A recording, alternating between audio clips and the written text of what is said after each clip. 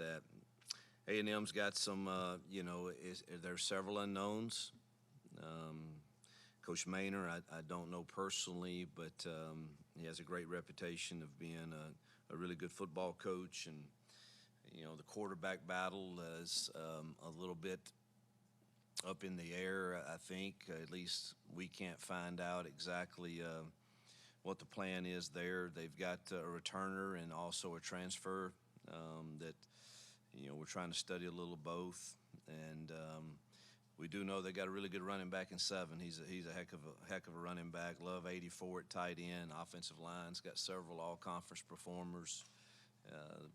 Big group there, and the wide receivers are led by 6 and 3, and they're big, rangy guys. But definitely the quarterback, Smith, is the transfer from Miami of Ohio. He's a dual threat guy, and Brown is played at Georgia State and is got a big arm, a real big arm. So, I think they do want to run the football. I think we've got to stop the run and try to make them one-dimensional. But they've got some really talented kids on that side of the football. Defensively, the free safeties, all-conference performer number 6, and Tate, I believe, is his name, and 7, the defensive end, is a twitchy pass rusher. One that we've got to pay attention to. Ellis, I believe, is his name also. Then they're loaded with a bunch of transfers on that side, and with a new defensive coordinator that's coming from South Carolina State, and another DC that's coming from Grambling State, and trying to figure out what that looks like is kind of a guessing game for sure for us. And is it what you saw at South Carolina State? Is it what you saw at Grambling? Is it a combination? The whole defensive staff is new with a lot of transfers, so I usually like to know in my mind, hey, on 3rd and 1, we really want to run it to this defensive lineman, or I don't know any of that really going into this game, and so there's several unknowns. I do know 2 of their transfers. They were at Liberty, and they're both really solid players. So, but they've got several on that side, again, with a total new defensive staff. So the game planning for for us offensively is it takes a little guesswork, and but you've got to be able to adjust and be ready to go with whatever we see and whatever they come up with as the plan. So excited again. Jordan Hare at home, 24 season to kick off, and I know our kids will be ready, and we're anxious for kickoff.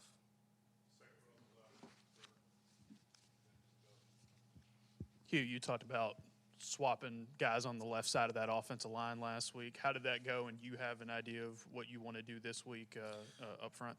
Yeah, I think it'll be a few games in before we kind of settle into exactly what it looks like, but we actually rotated Tyler Johnson, Percy, and D. Wade in kind of a 3-way rotation there, along with Brandon Joyner at that only guard position. And I think the most likelihood is you're going to see, D. Wade play a little of both, and us rotate around him at that tackle position and kind of see who plays the best. I mean, ultimately, like I will tell our players today, at some point, the film has to be the resume that is the ultimate decider.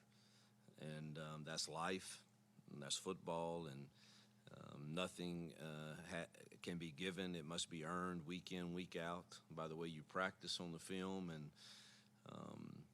the way that you perform on a Saturday. And so I think we'll have to – it'll take a little time to kind of sort out exactly what that looks like from game to game. And one thing I'll know is we will end up needing every one of them before the year's over, and hopefully we create great competitive depth there by rotating some around and keeping them fresher.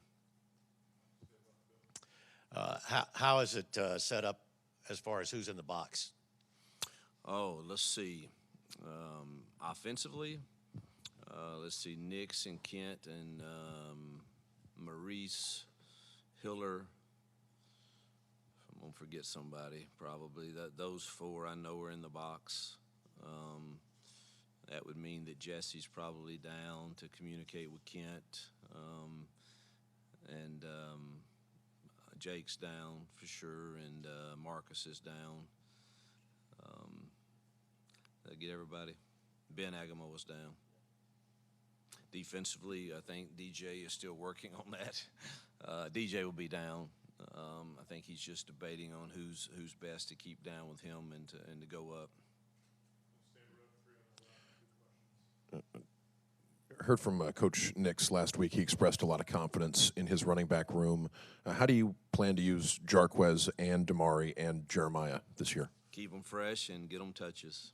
I think all three of those guys are quality players that add great value to us, and figuring out a way to get those touches to those guys is important for us for sure.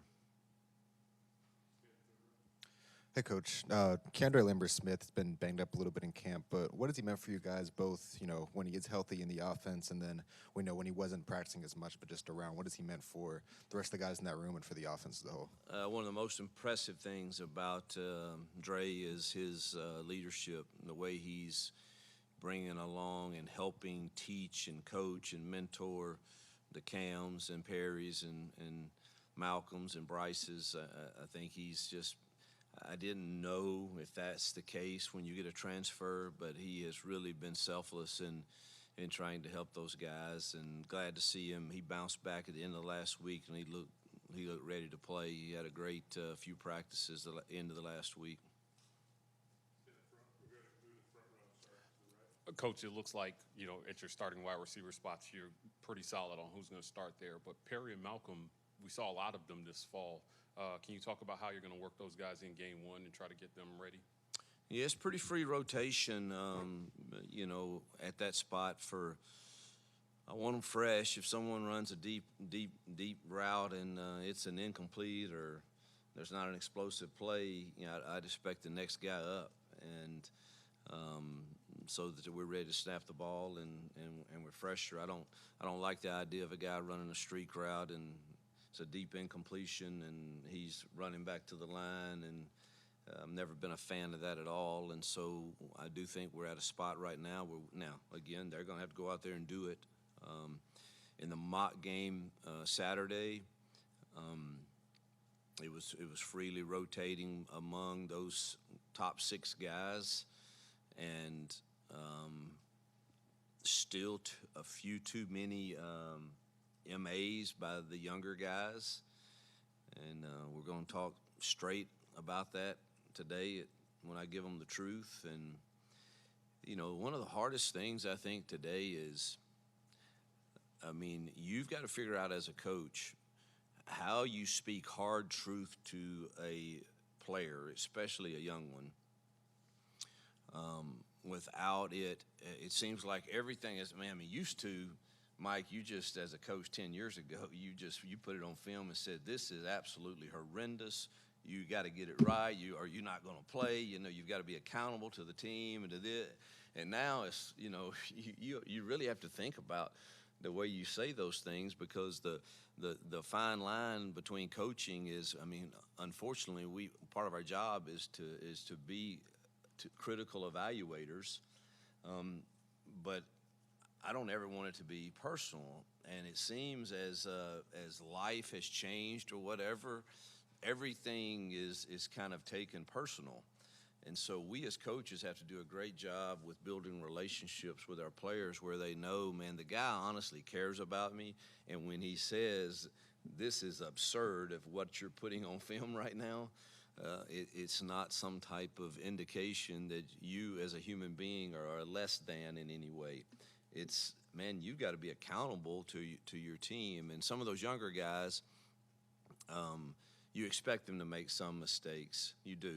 But we're at a point in our journey here where we're dependent upon them. And, man, it's high time I get you may have a drop or you may mess up the top end of a route, but, man, when all other 10 get the signal exactly right and you're asleep at the wheel and it destroys the play, man, that stings, that hurts, and we had about 6 of those, and they were all from young kids.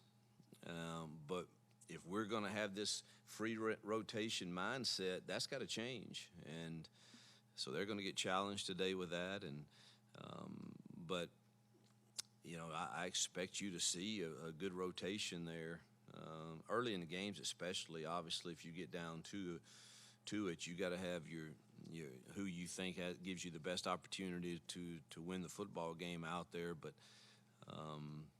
I'm anxious to see all of those guys jump in there and see how they perform when it's real. I know you mentioned Austin Keys maybe as a question mark for this first game. Do you have any update on him, and then any other sort of injury updates? Yeah, in our staff meeting this morning, the medical report, our medical team felt like he was a probable. So we'll see how he handles. He has another day today, which is just walk through today, but I'm going to need to see something out of him Tuesday and Wednesday for me to feel that way. But that's the way they felt about he and Keontae. You talked about the uncertainty with transfers. Obviously, adjustments are always important, but early in the season, does it make it even more of an onus to execute and kind of do what you do, especially when you're trying to play so many new faces?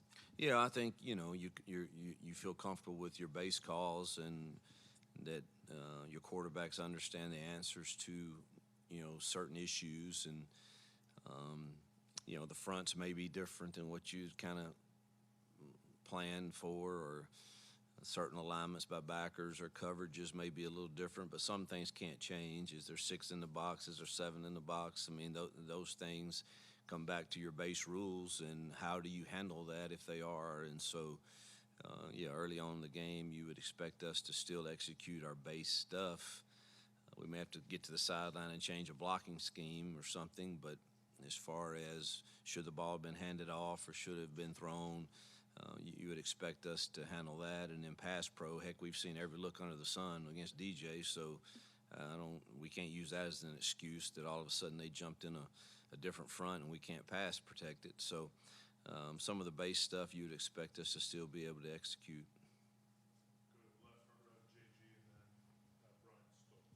Yeah, on the defensive depth chart, you've got 37 players listed as starters. I mean, essentially everybody. Are you smoke screening, or are you just going to really rotate a whole lot? Honestly, it's not.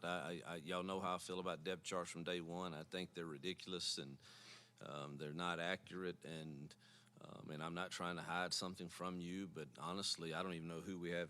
I haven't looked at it, but who do we have at left tackle? Honestly, it's going to be either Percy or Tyler, or maybe D. Wade.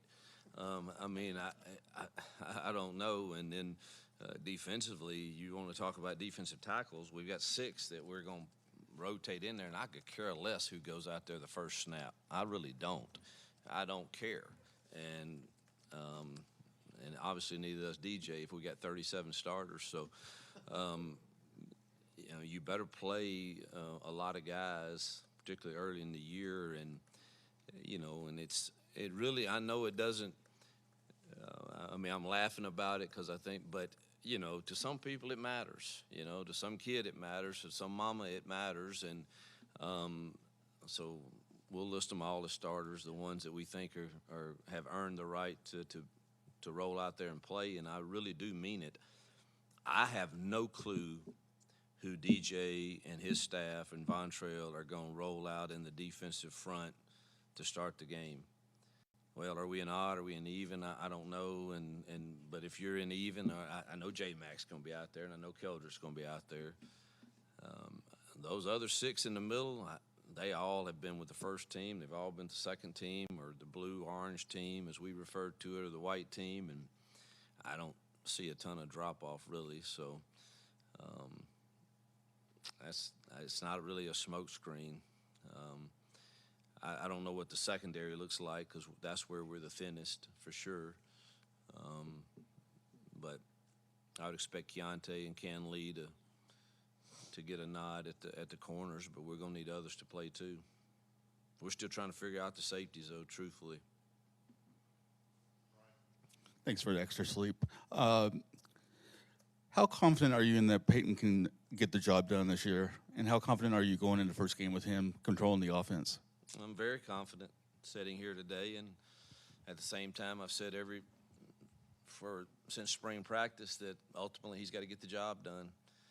But I wouldn't be I wouldn't be going with him if I wasn't confident in him, and I've always believed in him and believe in him even more today than I did in January.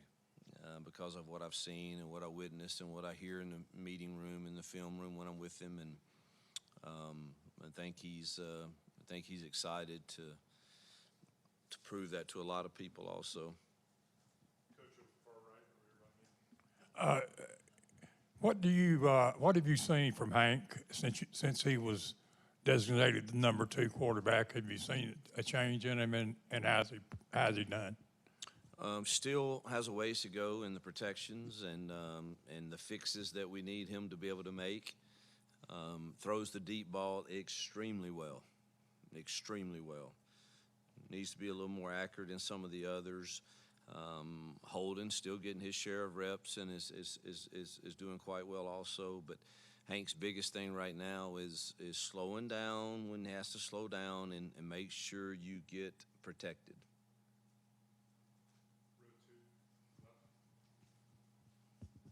Hugh, y'all worked a lot of different guys at punt returner in fall camp. Do you kind of have a feeling on who might be the first to go out there, or is it going to be a rotation as well? Let's say Keontae's healthy. He'd probably be the first one that went. If he's not, I would think it'd be Dre. And then after that, Bryce or Malcolm. If we ever get in a situation where it's one where I just definitely must have the possession of the football and it must be caught, have great confidence in Will Upton also. Any update on the kicker situation? Don't think Alex is much better. He's much better, and he's getting better. I don't think he will be ready to go, but don't hold me to that. So Towns is prepared and ready to go, and has had a really good week last week, and so we're that's where I think it's headed. But Alex did kick a little bit last Thursday, but I don't think he will be. I don't think he'll be quite ready this Saturday.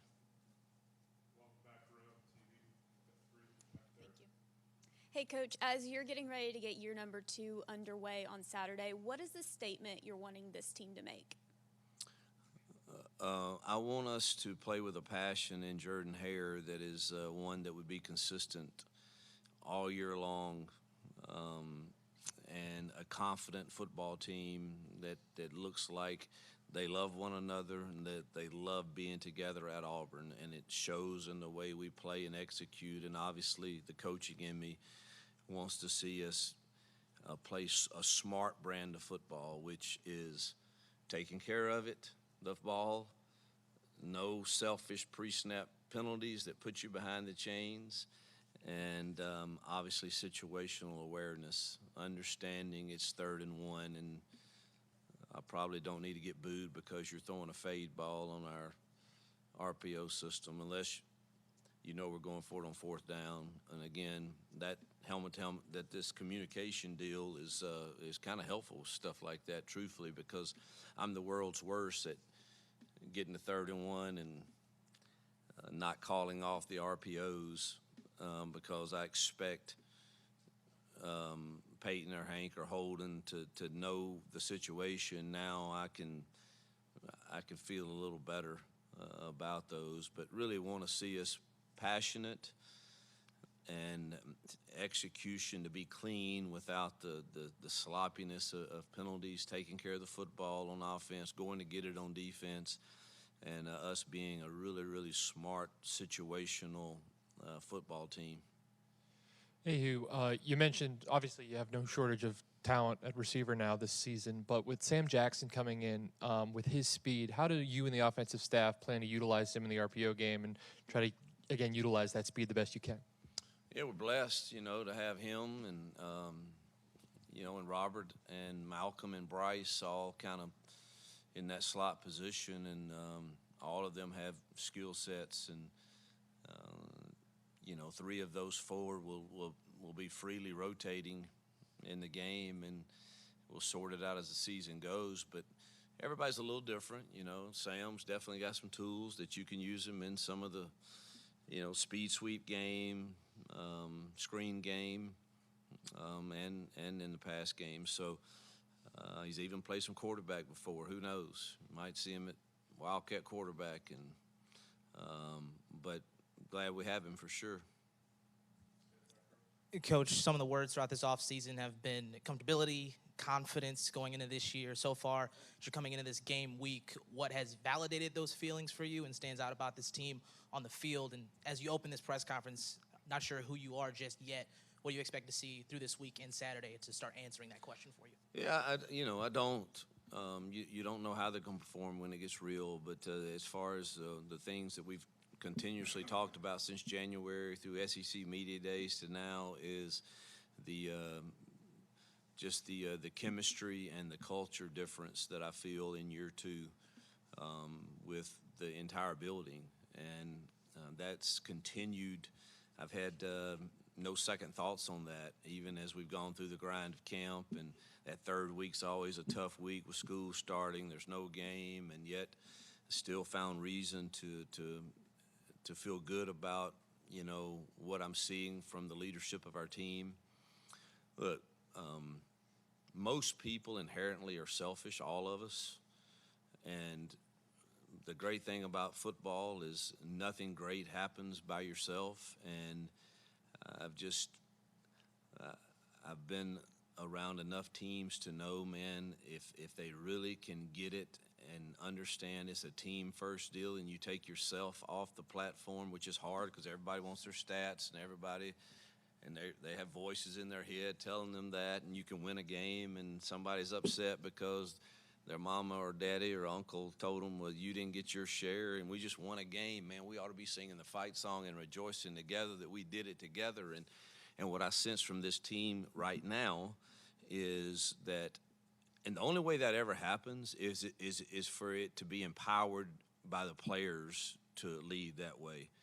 I can stand up and say it till I'm blue in the face, but if it becomes uncomfortable for you to be opposed to that culture and that chemistry, if it becomes unpopular in the locker room, then you're on to something.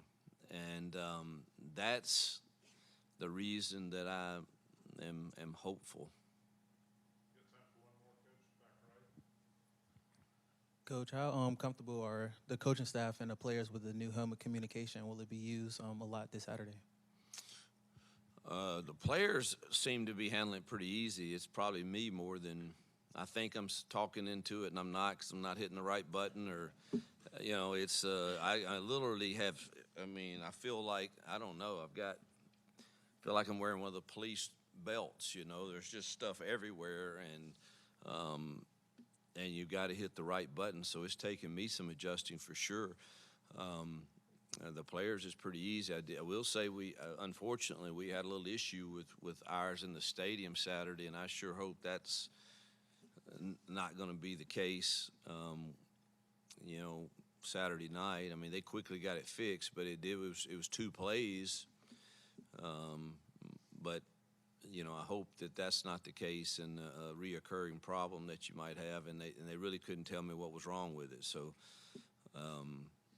but it's taking some getting used to from the coach's standpoint. I think DJ handles it better than I do because he just uses a walkie-talkie. But my hands are so full that I don't. I'm trying to use all the buttons, and maybe that's a mistake. I don't know, but It is. I do think there's some benefits to it for sure. Yep. Thank you, guys. 0 sugar.